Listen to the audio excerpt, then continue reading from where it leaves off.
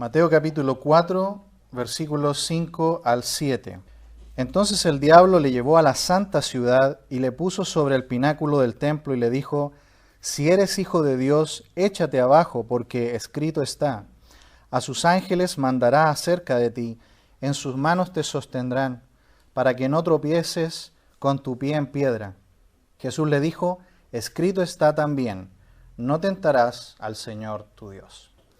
Bien, en esta tarde vamos a ver que la tentación se enfrenta con la palabra de Dios. Esta ya es una tercera parte de este tema, que la tentación se enfrenta con la palabra de Dios. Aquí tenemos a nuestro Señor Jesucristo siendo llevado, dice el versículo 1, por el Espíritu Santo. El Espíritu Santo conduce a Jesús al desierto para ser tentado por el diablo, según el versículo 1. Por lo tanto, podemos ver que quien permite que el Señor pase por este tiempo de tentación es Dios mismo. Es el Espíritu de Dios quien permite que pase por este tiempo. Y hemos visto también que la palabra tentación en el Nuevo Testamento no necesariamente significa algo malo siempre. La palabra tentación en el griego significa una prueba o un examen. Si viene de Dios, nunca va a ser para llevarnos al pecado. Eso es lo que dice Santiago en su epístola. Dice: Dios no puede ser tentado por el mal. Dios no tienta a nadie, ni Él puede ser tentado por el mal. Por lo tanto, la tentación como una seducción hacia el pecado jamás va a venir de parte de Dios. Pero si es de parte del diablo, del enemigo, sí tiene un propósito de tentar para el pecado. Así que vamos a ver en estos versículos 5 al 7 nuevamente que la tentación se enfrenta con la palabra de Dios. En el versículo 4 el Señor ya respondió a la primera diciendo: escrito está. ¿Cómo enfrentamos el pecado en nuestra vida? Con la palabra de Dios. Mientras más conocemos y mientras más la palabra de Dios está en nuestra mente, mejor vamos a poder hacer frente al pecado. Recordamos al salmista que escribió: en mi corazón he guardado tus dichos para no pecar contra ti. Dice el versículo 5, entonces el diablo le llevó a la santa ciudad y le puso sobre el pináculo del templo. La palabra ahí entonces significa que esto va ocurriendo evento tras evento y nuevamente es conducido el Señor a otra parte de la tentación. Dice aquí que el diablo le llevó. La palabra llevar no significa que Satanás tiene poder sobre Jesús para tomarlo y llevarlo en el espíritu o empujarlo. La palabra llevar aquí simplemente significa guiar o invitar a una persona para ir a un lugar. Por ejemplo, en Mateo capítulo 17, versículo 1, se usa la misma palabra y dice: 6 días después Jesús tomó a Pedro. Ahí está la palabra. Tomó a Pedro, a Jacobo y a Juan su hermano, y los llevó aparte a un monte alto. ¿Se fijan? La misma palabra. Significa que simplemente él fue guiado a llegar a ese lugar, pero en ningún caso significa que le tomó por el espíritu o algo así. La misma palabra encontramos en Mateo 20, versículo 17, donde dice: subiendo Jesús a Jerusalén, tomó a sus 12 discípulos aparte en el camino. Así que hasta aquí vemos que Satanás no tiene ningún poder que no le sea permitido por parte de Dios. ¿Y dónde le condujo? ¿Dónde le llevó? Dice el versículo: a la santa ciudad. Sin duda que se refiere a la ciudad de Jerusalén. Ahí está el templo, es el centro donde se desarrolla todo el culto, la adoración del pueblo de Israel. Allí también se celebran las fiestas solemnes de cada año. Pero me encontré con un comentario muy interesante donde dice: no hay en la tierra una ciudad tan santa que se halle a salvo de las tentaciones del diablo. Está ahí la cita. Y eso es verdad. Nosotros a veces pensamos que hay lugares donde vamos a ser más protegidos por Dios del pecado y vemos que no es así. Le lleva al lugar más santo de la tierra, a la ciudad de Jerusalén, donde está el templo, donde Dios depositó allí su presencia, y sin embargo es allí donde el enemigo le es permitido por Dios tentar a nuestro Señor Jesucristo. Por lo tanto, no hay ningún lugar seguro en el mundo, No hay ningún lugar más santo que otro, porque la tentación, dice en primer lugar la epístola de Santiago, viene de nuestro propio corazón, de nuestras propias concupiscencias. Y viene también del mundo, de la carne, de los deseos de la carne, de los ojos y también del maligno. ¿Dónde le llevó Satanás? Dice el versículo, y le puso en el pináculo del templo. Aquí nosotros no sabemos exactamente qué lugar exacto es, pero sin duda que es la parte más alta del templo de Jerusalén. Así que no importa el lugar físico, pero lo importante es que lo que quiere hacer Satanás es poner a Jesús ya no en el desierto donde no hay nadie, donde nadie le puede ver, sino le está poniendo en un lugar donde hay mucha gente. Es un lugar muy alto donde él tiene una visión de toda la ciudad, y lo que quiere hacer Satanás le está obligando a Jesús, lo está llevando a que haga un despliegue de su poder divino para que todo el mundo le vea. A eso le está guiando Satanás. Pero ya hemos visto que el propósito de esta tentación es guiar a Jesús, el Mesías, a que se aparte de la voluntad de Dios. Algo muy interesante, hermanos, es que se parece mucho esto al proceso que vivió Lucero antes de ser Satanás. Lucero, ¿recuerdan lo que dice la Escritura? Dice que él se enalteció. Él quiso ser semejante al Altísimo. Él quería subir en el cielo y sentarse en el trono de Dios. Lo mismo vemos aquí. Vemos que él quiere elevar a Jesús, ponerlo en un lugar muy alto donde todos lo vean y que él haga una demostración de su poder divino para que todos lo vean. Así que, hermanos amados, tengamos mucho cuidado. Satanás le gusta elevar a las personas. Le gusta ensoberbecer a las personas. En cambio nosotros, ¿qué nos dice la palabra de Dios? Que nos mantengamos humildes, porque Dios resiste a los soberbios, pero da gracia a los humildes. Le dice Satanás a Jesús en el versículo 6, y le dijo, si eres hijo de Dios, échate abajo, porque escrito está, a sus ángeles mandará acerca de ti, y en sus manos te sostendrán, para que no tropieces con tu pie en piedra. Le está diciendo aquí, nuevamente, y le dijo, si eres hijo de Dios, échate abajo, échate abajo. Nuevamente lo que está haciendo Satanás es tratando de guiar a Jesús para que se salga de la voluntad de Dios. Le está pidiendo, realiza un acto donde todas las personas puedan ver que tú eres Dios, si es que lo eres. Échate abajo, tentar a Dios, dice el versículo más adelante. Es como hacer algo sabiendo que Dios ha ofrecido su protección, pero hacerlo a propósito. Y esto es totalmente contrario a la fe. Es como decirle a Dios, Señor, demuéstrame con una señal que puedo confiar en ti. Demuéstrame, por favor, con una señal poderosa de que tú eres un Dios confiable. A eso está guiando el enemigo a nuestro Señor Jesús aquí. Cuando Dios ya ha prometido que Él nos va a cuidar. Señor, dame una señal y sabré que esto es tu voluntad. Eso le está diciendo. A eso está guiando Satanás a nuestro Señor Jesús. Pero como vamos a ver más adelante, Jesús dice, escrito está. Nosotros debemos confiar en la palabra escrita de Dios y no andar buscando señales. A continuación, Satanás dice algo muy interesante. Él dice, porque escrito está. ¿Lo pueden creer? Satanás está citándole la escritura al autor de la escritura, pero para usarla maliciosamente en su contra. Satanás aquí se atreve a citar la escritura. Recordemos que Satanás siempre trata de imitar a Dios en todo. Ya vimos que Jesús le citó la escritura para vencer la primera tentación. Satanás de inmediato, ¿qué hace? Imita a Cristo y cita también la escritura. Satanás aquí está citando el Salmo 91. Pero hermanos amados, antes de ir al Salmo 91 para ver cómo es que Satanás lo cita maliciosamente, tenemos que tener en cuenta que Satanás es el padre de mentira. Así le llama Jesús en Juan 8:44. Es el padre de mentira. También en Juan 10, Jesús dijo que Él vino a matar y a destruir. Así que Satanás miente con el propósito de matar y de destruir. Satanás también es el padre de los falsos maestros. Así que cuando Satanás cita la Escritura, no debemos pensar que lo hace con un buen propósito. Lo va a hacer con un propósito según su naturaleza.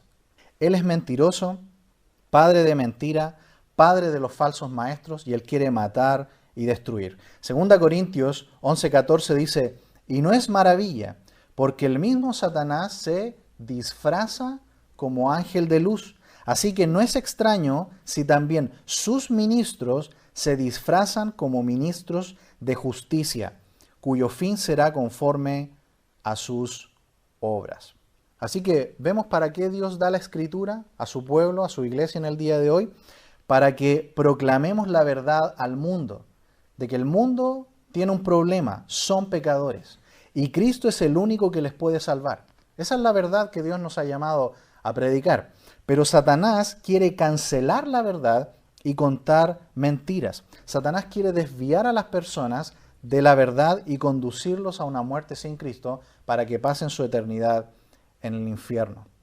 La palabra de Dios nos dice en 1 Corintios capítulo 4 que los administradores de Dios, los siervos de Dios, tienen un objetivo, un propósito. Dice, cada uno sea hallado fiel. Dios no nos ha llamado a hablar ninguna otra cosa que no sea la palabra escrita de Dios. Esta es la única palabra que tenemos de Dios para predicar y contar la verdad de Dios al mundo. Pero Satanás tiene todo un sistema para tergiversarla, y aquí vamos a ver cómo él cita el Salmo 91 de una manera maliciosa. ¿Me acompañan, por favor? Salmo 91. El enemigo aquí va a citar los versículos 11 y 12. Mientras lo buscan, en el Salmo 91 veremos que él va a citar los versículos 11 y 12. Aquí vemos que incluso él, Satanás, un ser espiritual, conoce la Escritura, conoce las cosas espirituales. Pueden haber personas llenas del conocimiento de la Biblia, llenas de conocer a Dios, pero por dentro estar llenos de maldad y estar enemistados con Dios. Santiago dice en Santiago 2:19, tú crees que Dios es uno, bien haces. También los demonios creen y tiemblan. Así que el enemigo conoce la Escritura, la conoce, pero la usa de manera tergiversada para esconder la verdad, para desviar de la verdad. Notemos el versículo, dice Salmo 91, versículo 11. Pues a sus ángeles mandará acerca de ti, que te guarden en todos tus caminos, en las manos te llevarán, para que tu pie no tropiece en piedra. Si comparamos el Salmo con Mateo, hay una diferencia. ¿La encontraron? Y está en el versículo 11 del Salmo. ¿Qué hizo Satanás hábilmente si lo comparamos con Mateo? ¿Notaron que omitió una parte? Omitió la parte donde dice que te guarden en todos tus caminos. Satanás le cita el versículo 11, pero solo cita la primera parte, pues a tus ángeles mandará acerca de ti, y luego se salta de inmediato al versículo 11. Se salta lo más importante, que te guarden en todos tus caminos, dice el versículo 11 del Salmo 91. Ese camino es justamente el camino de la obediencia, el camino donde el Padre quería que Jesús estuviera durante todo su proceso de tentación. Recordemos que Jesús dijo que mi comida es hacer la voluntad del que me envió. Así que en ese momento Jesús debía sufrir, en ese momento Jesús debía pasar hambre y debía estar solo. Era la voluntad de Dios que Él estuviera pasando en ese momento de esa manera. Así que hermanos, si el Señor permite que seamos probados, que pasemos un tiempo humillados, sufriendo incluso, como dice Hebreos 2, dice Hebreos 2 que Jesús sufrió en la tentación. Mantengámonos bajo la mano poderosa de Dios. No murmuremos durante ese tiempo y no nos quejemos de Dios, que es la primera tentación que deseamos hacer. El apóstol Pedro dice en su primera epístola, en el versículo 6 del capítulo 5, dice, humillaos pues bajo la poderosa mano de Dios, para que Él os exalte cuando fuere tiempo, echando toda vuestra ansiedad sobre Él, porque Él tiene cuidado de vosotros. Sed sobrios y velad, porque vuestro adversario el diablo, como león rugiente, anda alrededor buscando a quien devorar, al cual resistid firmes en la fe, sabiendo que los mismos padecimientos se van cumpliendo en vuestros hermanos en todo el mundo. Mas el Dios de toda gracia, que nos llamó a su gloria eterna en Jesucristo, después que hayáis padecido un poco de tiempo, Él mismo os perfeccione, afirme, fortalezca y establezca. A Él sea la gloria y el imperio por los siglos de los siglos. Amén. Hasta ahí la lectura. ¿Lo notan? ¿Ven que el propósito de la tentación o de la prueba es perfeccionarnos, fortalecer nuestra fe? Aquí, ¿cuáles son los caminos por los cuales el Hijo de Dios debía andar? Si estamos todavía allí en el Salmo 91, noten lo que dice el versículo 1 del Salmo 91. El que habita al abrigo del Altísimo. ¿Cuál es el camino por el cual debe andar el Hijo de Dios? Habitando bajo el abrigo del Altísimo. Dice el versículo, morará bajo la sombra del Omnipotente. ¿Cuáles son los caminos del Hijo de Dios? Habitar, morar con Él. Luego el versículo 2 dice, diré yo a Jehová, esperanza mía y castillo mío, mi Dios, ¿en quién confiaré? Ese es el camino por el cual debe andar el Hijo de Dios. Luego el versículo 4 dice, con sus plumas te cubrirá y debajo de sus alas estarás seguro. ¿Dónde debemos ir? A la protección de Dios. Y podemos leer todo el Salmo y vamos a ver que allí debe estar el creyente, confiando en Él, esperando en la provisión de Dios. Luego saltamos al versículo 14 del Salmo 91 y dice, por cuanto en mí ha puesto su amor. ¿Qué hace el verdadero Hijo de Dios? Ama a Dios. Y amar a Dios es obedecer a Dios. Jesús dijo, si me amáis, guardad mis mandamientos. El Salmo 97:10 dice, los que amáis a Jehová, aborreced el mal. También el versículo 15 del Salmo 91 dice, me invocará y yo le responderé, estaré con él yo en la angustia. Lo saciaré de larga vida y le mostraré mi salvación. Así que, ¿de qué habla el Salmo 91? ¿Habla de enfrentar las pruebas en nuestras propias fuerzas? No, todo lo contrario. Significa rendirse bajo la guía de Dios y renunciar a cualquier impulso humano y que permitamos que el soberano Dios actúe en nuestras vidas. Pero el enemigo, ¿ven lo que trata de hacer? Trata de inducir a Jesús de que se desvíe y se salga de la voluntad del Padre y use su poder divino para cuidarse a Él mismo, para protegerse a sí mismo. Jesús nunca usó su poder divino para ayudarse a sí mismo. Jesús siempre usó su poder divino para ayudar a otros, para sanar a otros, para salvar a otros, para alimentar a otros. Nunca usó su poder divino para Él mismo. Así que vemos aquí que Satanás es un experto en medias verdades, ¿no? Coloca un poco de verdad y con eso atrae, pero en el fondo es una mentira. Es como un anzuelo con un cebo.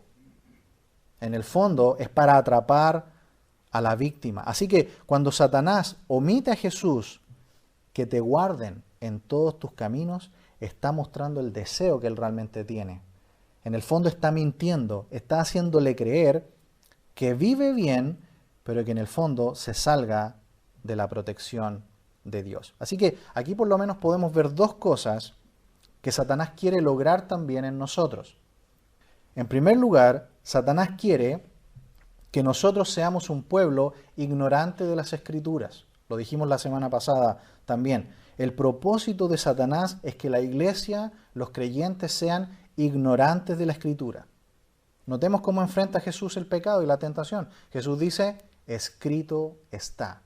¿Cómo se enfrenta? Con la palabra. Mientras más tenemos la palabra de Dios en nuestra mente y en nuestro corazón, cuando viene el pecado, sabemos cómo actuar. Pero mientras más ignorantes somos de la palabra de Dios, más fácil víctimas somos de las maquinaciones de Satanás. Por eso que nosotros tenemos que estudiar la Biblia. Pablo dice, todo el consejo de Dios, es decir, de Génesis hasta Apocalipsis. La Biblia y el conocimiento no debe ser solamente el ABC, como a veces decimos, ¿no? Debe ser de la A a la Z. Toda la Biblia, de tapa a tapa, conocer a Dios a través de la Escritura. Jesús le cita primero un pasaje en Deuteronomio capítulo 8 y ahora le va a citar otro pasaje en Deuteronomio capítulo 6. Así que Satanás sabe que la victoria del creyente está en que conozcas la Biblia. Por lo tanto, ¿qué va a hacer Satanás? Va a hacer todo lo posible porque te alejes de la Biblia. Que te mantengas alejado de leer la Biblia, alejado de estudiar la Biblia. Conforme con pequeñas cositas, con pequeños devocionales sin sustancia, con enseñanzas bíblicas pobres, con un estudio pobre y limitado. El creyente debe ser, como dice el apóstol Pedro en 1 de Pedro 2:2, deseando la Biblia como niños recién nacidos que desean la leche espiritual. Así que en primer lugar lo que Satanás quiere es mantenernos como un pueblo ignorante de las Escrituras. No debemos ser eso. Debemos ser un pueblo que ama la Biblia, que se deleita en la Biblia, que siempre nos estamos alimentando de ella. En segundo lugar, vemos aquí que en esta tentación lo que quiere lograr Satanás es que quiere hacer creer que podemos seguir viviendo bien y reclamando las bendiciones de Dios, pero sin vivir como Dios pide que vivamos. Eso es lo que quiere hacer Satanás acá.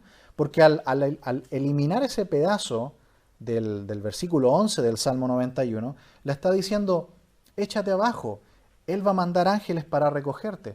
Pero borra hábilmente cuando dice, pero debes andar en sus caminos. Debes estar sujeto en obediencia a Él. ¿Se fijan? No pensemos, hermanos amados, que podemos andar en desobediencia, en descuido espiritual de nuestra vida, en todo tipo de frutos de la carne, en enojos, en chismes, y al mismo tiempo creer que puedo exigir las mismas bendiciones de Dios para mi vida. No va a ser así. Esa es una mentira de Satanás que trata de hacernos creer que podemos vivir esperando todas las bendiciones de Dios, pero viviendo en rebeldía y desobediencia. No, el Señor rápidamente vuelve y nos muestra que debemos vivir en obediencia al Padre todo el tiempo. 100% obediencia. Satanás quiere un cristianismo sin Cristo. Un cristianismo sin fe, una vida cristiana sin la Biblia. Él quiere que estemos exigiendo una vida llena de bendiciones, pero sin santidad.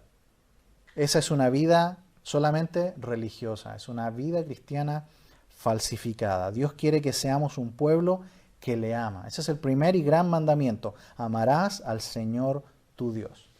De otra manera, vamos a terminar como el proverbio que dice, Proverbios 19:3, la insensatez del hombre tuerce su camino y luego contra Jehová se irrita su corazón. Es triste que muchas veces los cristianos terminamos así. Nosotros mismos nos entregamos a la desobediencia, torcemos nuestro propio camino y después nos enojamos con el Señor. Esta insensatez lleva a muchos a una vida así, sin gozo, sin fruto en Cristo. Y vivimos turbados y afanados como Marta, ¿recuerdan la hermana de Lázaro? Turbados y afanados, porque estamos desviados de cómo Dios quiere que vivamos. Satanás sigue citándole el Salmo 91, pero se salta esa parte del versículo 11 y a continuación le dice, y en sus manos te sostendrán para que no tropieces con tu pie en piedra. Es una muy buena cita, pero Satanás hábilmente la convirtió en una enseñanza falsa, porque si no hay obediencia y santidad, el creyente va a terminar tropezando con su propia rebeldía y con las propias consecuencias de su pecado. Termina esta parte con el versículo 7 de Mateo 4, diciendo, Jesús le dijo, escrito está, no tentarás al Señor tu Dios. Aquí el Señor le contesta nuevamente diciéndole, escrito está también. Noten esa palabra, es importante, también. Notan que Jesús no se pone a discutir con Satanás su hermenéutica. No le dice Satanás, mira, estás interpretando mal. No se pone a discutir la exégesis, el hebreo, no, nada de eso. En vez de eso, Jesús va a otro pasaje que se aplica mejor a la situación del momento y le dice, no tentarás al Señor tu Dios. Escrito está. ¿Notan?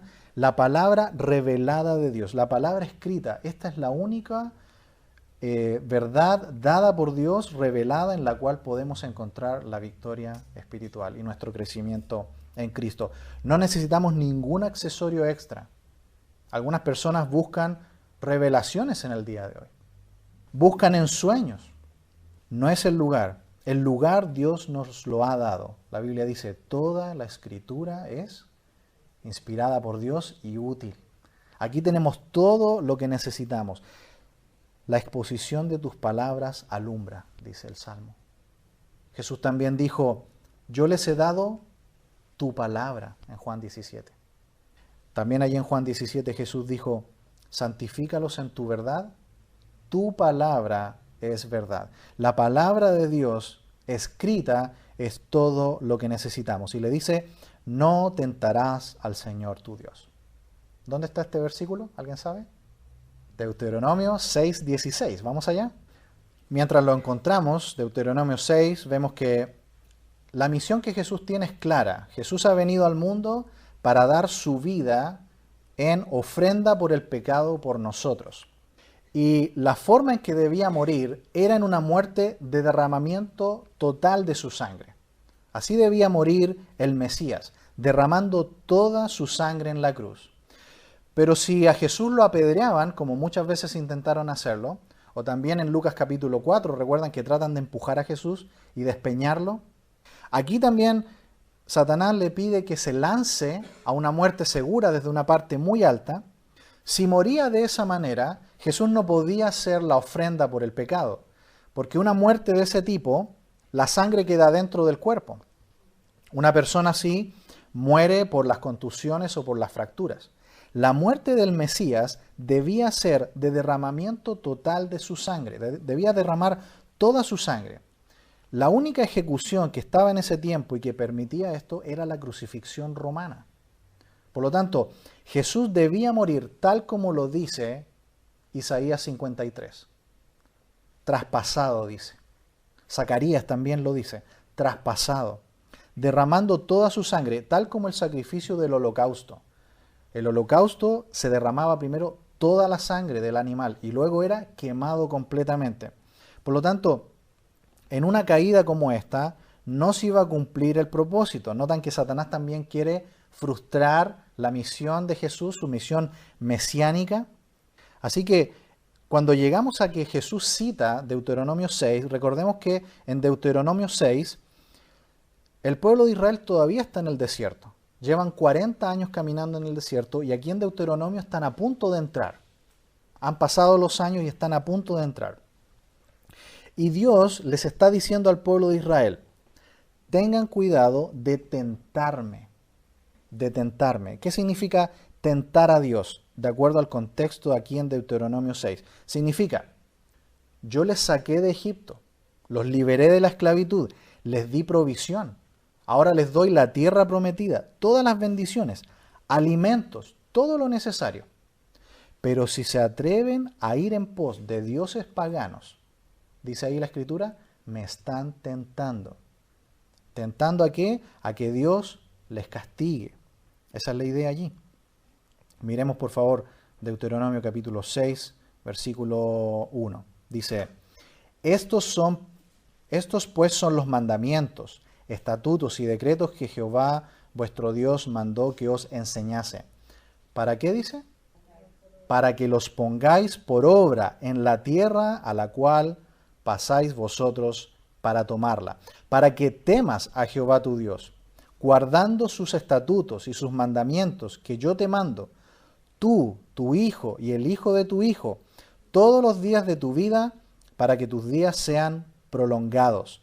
Oye pues Israel, y cuida de ponerlos por obra, para que te vaya bien en la tierra que fluye leche y miel, y os multipliquéis, como te ha dicho Jehová, el Dios de tus padres. Oye Israel, Jehová nuestro Dios, Jehová uno es, y amarás a Jehová tu Dios de todo tu corazón, y de toda tu alma, y con todas tus fuerzas. Y estas palabras que yo te mando hoy estarán sobre tu corazón. Y las repetirás a tus hijos, y hablarás de ellas estando en tu casa, y andando por el camino, y al acostarte y cuando te levantes. Y las atarás como una señal en tu mano, y estarán como frontales en tus ojos, y las escribirás en los postes de tu casa, y en tus puertas. Y ahora miren, Versículo 10.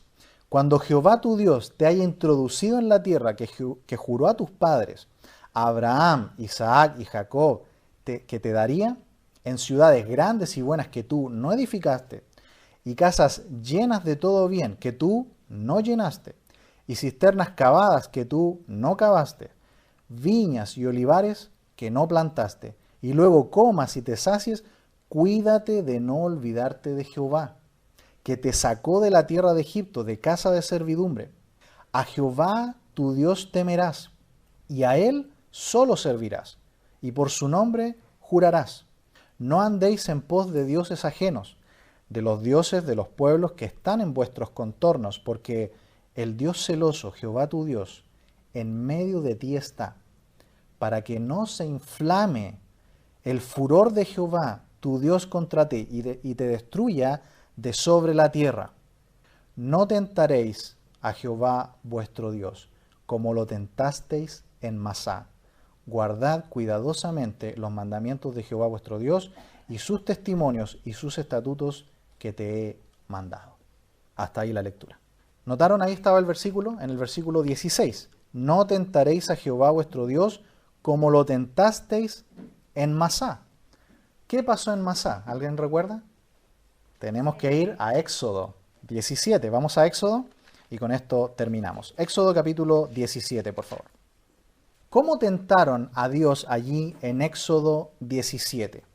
Y versículo 1, para que podamos entender qué significa completamente tentar a Dios. Dice, toda la congregación de los hijos de Israel, versículo 1, partió del desierto de Sin por sus jornadas, conforme al mandamiento de Jehová, y acamparon en Refidim. Y no había, ¿qué cosa? No había agua para que el pueblo bebiese. Y altercó el pueblo con Moisés y dijeron, danos agua para que bebamos. Y Moisés les dijo, ¿por qué altercáis conmigo? ¿Por qué tentáis a Jehová? Así que el pueblo allí tuvo sed y murmuraron contra Moisés y dijo, ¿por qué nos hiciste subir de Egipto para matarnos de sed a nosotros, a nuestros hijos y a nuestros ganados?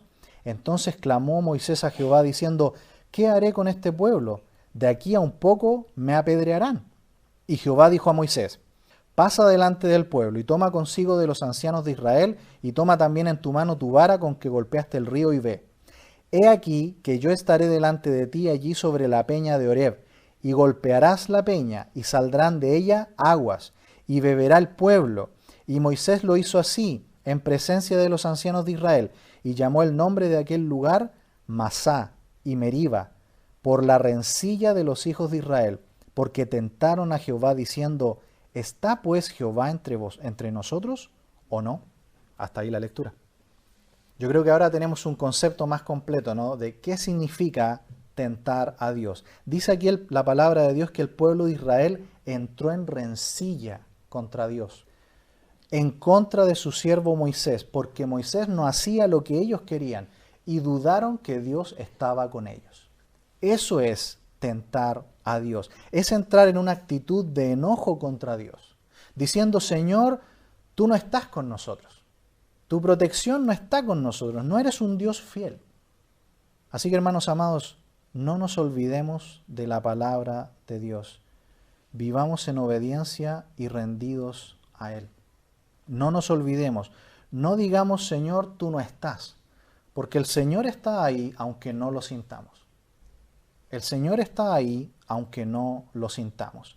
Y para poder enfrentar esta tentación de dudar de Dios, de poner en duda el amor de Dios y la protección del Señor para con nosotros, debemos ir a la palabra de Dios y recordar justamente lo que dice el Salmo 91. Morar bajo la sombra del Altísimo. Él nos cubrirá con su protección. Él es nuestro Dios que nos salvó. Y si Él nos salvó y dio a su Hijo Jesús, estamos seguros que nunca, jamás nos abandonará. Hemos visto entonces en esta tarde, hermanos amados, que la tentación se enfrenta con la palabra de Dios. Nunca nos olvidemos, el Señor siempre, siempre está ahí. Él nunca nos ha abandonado y nunca nos abandonará. Su protección, su cuidado yace siempre sobre nuestras vidas. Aún dice la Escritura que sus ángeles acampan alrededor de nosotros. Su protección siempre, siempre está. Confiemos en Él en medio de la prueba. obedezcamos, mantengámonos sumisos a Él. Y el Señor, al final, ¿sabe lo que va a hacer? Él nos exaltará cuando fuere su tiempo. Él nos sacará de la prueba y del tiempo difícil cuando sea el momento. Quisiera terminar con 1 Corintios capítulo 10, donde cita Pablo lo mismo que pasó allí en Meriba y en Masá. En 1 Corintios capítulo 10, versículo 9, dice: ni tentemos al Señor, como también algunos de ellos le tentaron y perecieron por las serpientes. Ni murmuréis, como algunos de ellos murmuraron y perecieron por el destructor. Estas cosas les acontecieron como ejemplo y están escritas para amonestarnos a nosotros, a quienes han alcanzado los fines de los siglos. Así que el que piensa estar firme, mire que no caiga. No os ha sobrevenido ninguna tentación que no sea humana, pero fiel es Dios, que no nos dejará ser tentados más allá de lo que podamos resistir, sino que dará también juntamente con la tentación la salida para que podáis soportar. Vamos a orar.